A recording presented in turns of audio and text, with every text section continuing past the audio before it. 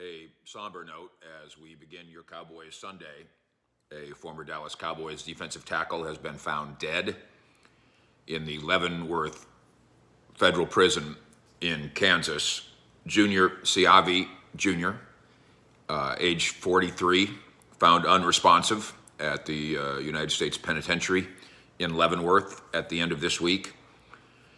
Siavi was treated by prison staff, taken to an area hospital, and then pronounced dead. Prison did not release additional details about Siavi's death. Siavi was arrested in August 2019 on suspicion of illegal firearms, had a struggle with police, was later named as part of a meth drug trafficking conspiracy, also dealing with a charge of burglary. He was born in American Samoa, 6'5", 315-pound star at Oregon, selected with the 36th overall pick by the Kansas City Chiefs in the second round of the 2004 NFL Draft. Spent 2 seasons with the Chiefs.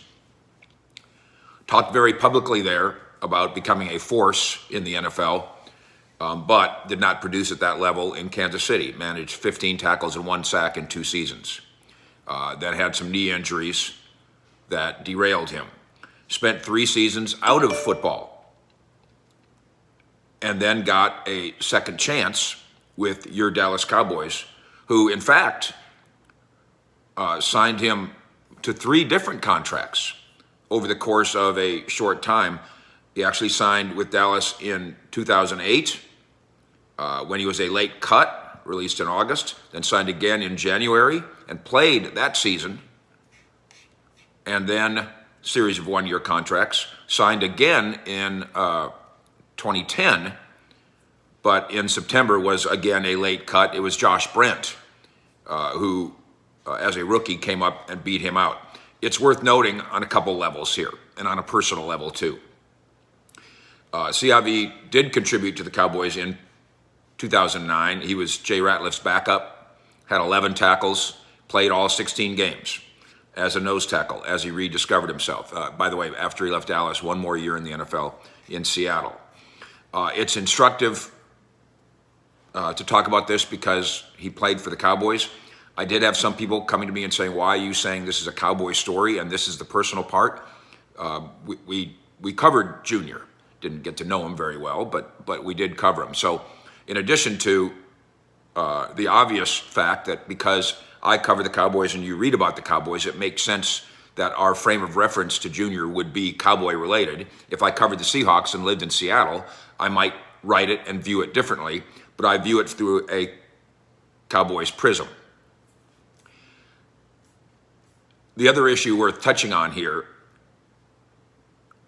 is the delusion that some NFL teams have that they can fix a guy. And Junior had some struggles before this series of arrests, before going to prison, and then before meeting his tragedy this way. So let's not fool ourselves into thinking that the Cowboys have some magic formula that fixes everybody. Let's also not fool ourselves, and the NFL is getting better at this, to think that, well, if a guy is troubled, let's kick him out of the league. That'll help it, because actually that oftentimes backfires too.